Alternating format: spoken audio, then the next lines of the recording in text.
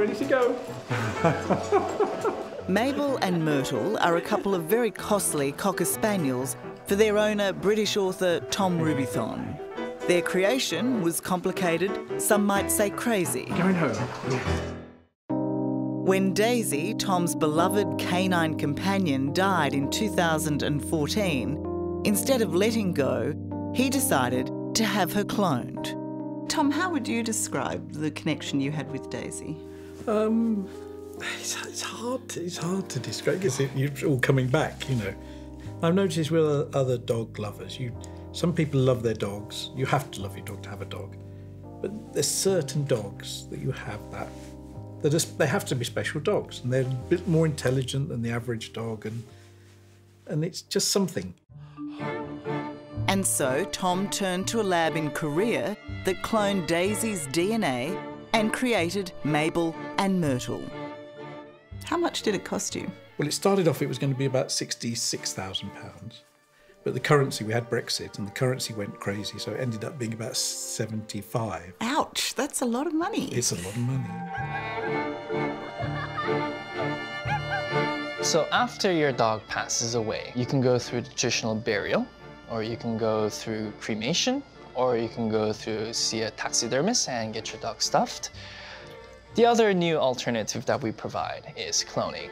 Daisy was cloned deep in the industrial heartland of Seoul at a purpose-built laboratory called Suam Biotech, where replica dogs are being churned out by the kennel load. Jay, this room really is a scientific success story, isn't it, when you look at what you've got here? Well, it's a successful story of science becoming commercialized, for sure. JWW, as he likes to be called, is one of Suam's scientists and sometimes eccentric spokesman for the world's biggest and most profitable dog cloning operation.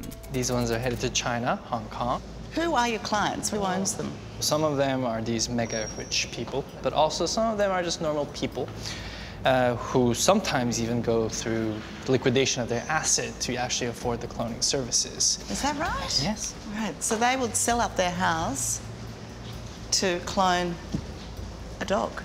Yes, but they usually have more than one house. So. I mean, it was very tight doing it. I had to sell my cars and make quite a lot of sacrifices to do it. We do crazy things, don't we, with our money, which are inexplicable. Come on, come on. There you go. Tom's wife, Beverly, loves animals as much as he does, but he knew she thought the idea of cloning was somewhat nuts, which is why he decided to keep her in the dark about his plans for their departed Daisy. Because I didn't tell Beverly I was doing this, you see. Because I knew she'd think I was crazy. So I thought, no, best not to tell her. But explaining why he wanted their dead pet refrigerated instead of buried was a little tricky, even for an author. So I made up some story about the insurers, because they were insured. I got some ice, I got a tea chest, a big old-fashioned tea chest, and I put Daisy in the ice. You've got to keep them cool. If his secret was hard to keep, it was even harder taking the necessary flesh samples from his dead dog. I remember going into the office once and just looking at all this medical equipment on the desk, and I thought, and I kept saying to him, "You're up to something," and he said, "Oh, I don't know what you're talking about." How did you react when you found out? I said he's been robbed and they didn't have to wear a mask or hold a gun to his head. He's been robbed and they didn't have to hold a gun to his head.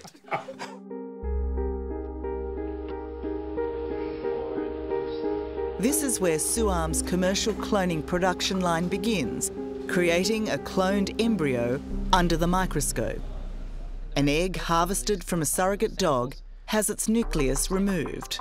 In effect, we created a blank egg. Yes, like just a vessel. Yes. Okay.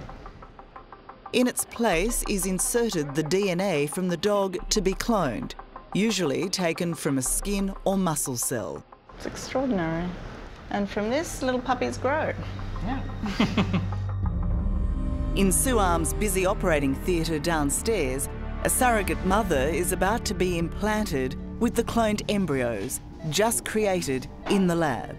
What you see on the monitor are 10 embryos. Yep. Now he's gonna bring in the catheter and draw up the embryos into the catheter. The next step is what many critics of cloning find repugnant. To maximise the chance of a live birth, multiple embryos, sometimes up to 30, are implanted in multiple surrogates. How many of these are done a day here? Usually maybe up to 3 to 4. It's a lot of effort and a lot of science to deliver the dream to a grieving owner, a single genetic replica of a much-loved pet. I don't know whether they're told how many dogs don't make it to birth.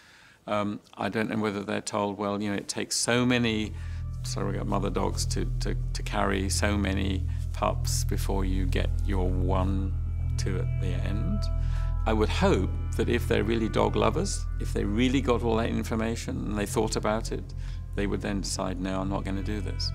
World-leading stem cell biologist and geneticist Robin Lovell-Badge sees cloning as not only cruel, but ultimately pointless. While clones are genetic replicas, their markings are often different to the original, as are their temperaments. It's a waste of money. You're not going to reproduce the dog that you lost that was your favourite pet. It just is not going to happen. They'd be much better off going to the local dog pound, choosing a poor little dog that's been maybe not looked after terribly well, giving it a happy home. I don't know what the right answer is. Really? No, I don't. I don't defend what I did, because you're absolutely right. I could have gone to the dog pound and got a stray, and that would have been the right thing to do, probably. But as human beings, we don't always do the right thing, do we? If we're honest. But sitting here today, do you feel like you did the wrong thing? That you did something ethically wrong? No, oh no, not at all. No, I did what technology allows, doesn't it? Back in Korea, this surreal genetic production line grinds on. And another clone puppy comes to life.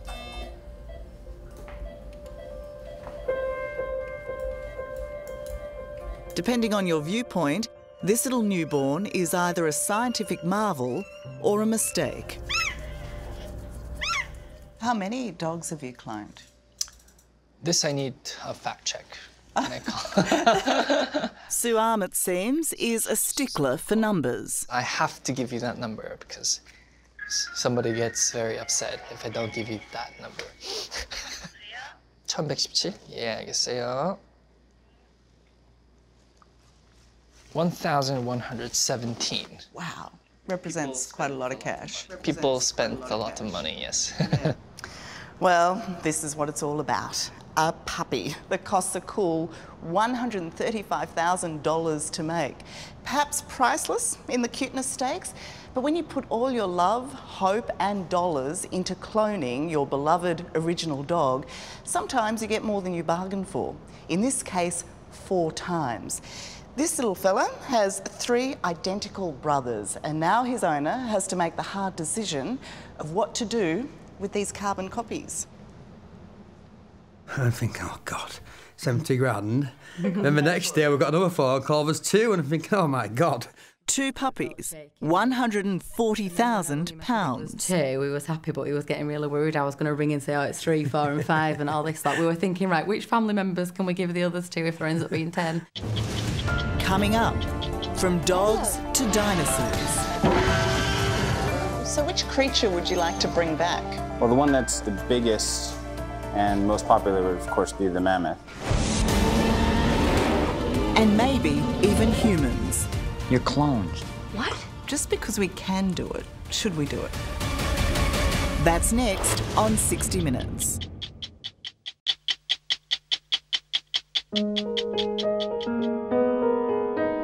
When Richard Remday's partner, Laura Jacques, lost her cherished dog Dylan to a sudden illness, no price was too high to ease her pain.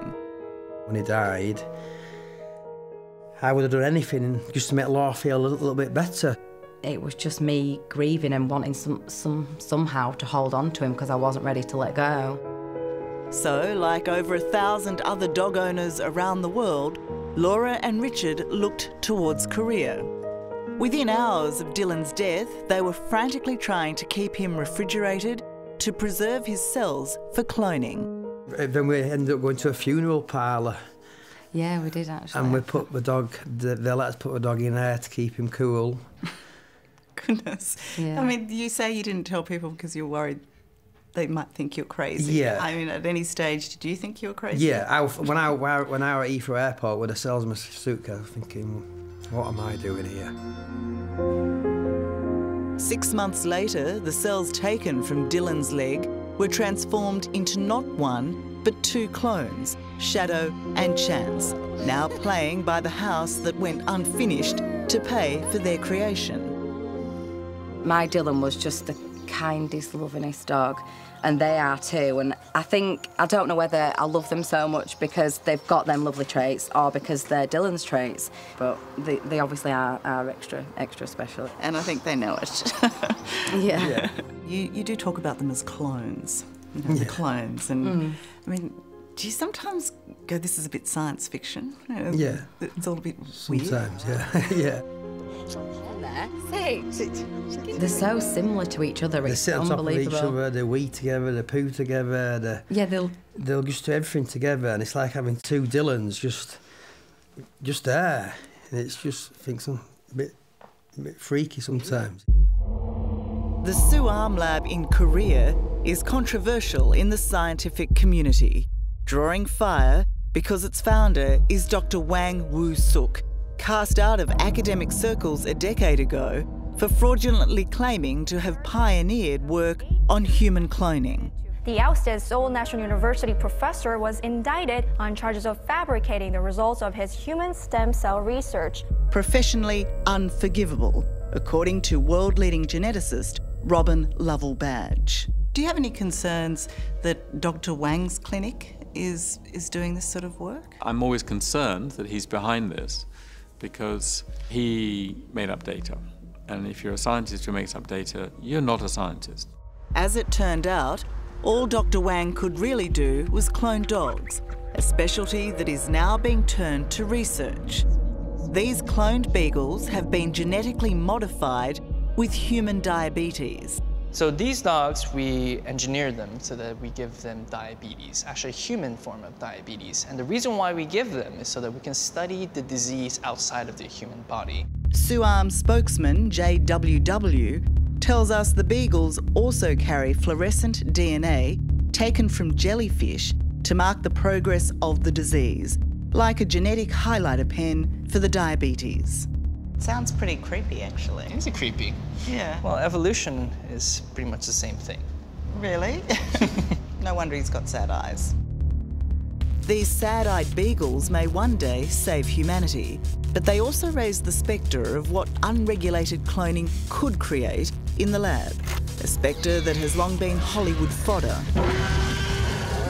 So which creature would you like to bring back? Well, the one that's maybe the biggest and most popular would, of course, be the mammoth. So this is where we have a lot of our cell incubators. And Olaf Olsen is Suam's extinct species expert. Special interest, the woolly mammoth. number of different Inside this incubator is DNA material taken from frozen Siberian mammoths. So you're warming them up? warming them up, hoping there's something alive that can be grown. That's the idea. Yeah. That's the dream. The dream. Not an unachievable dream either. So A living, walking mammoth? that's the goal. If mammoths are about recreating the past, what of the future? Is Suam where the first human clone might be created? It raises the question of just because we can do it, should we do it? There is no good reason for doing it. So why would you? It would just be pure vanity.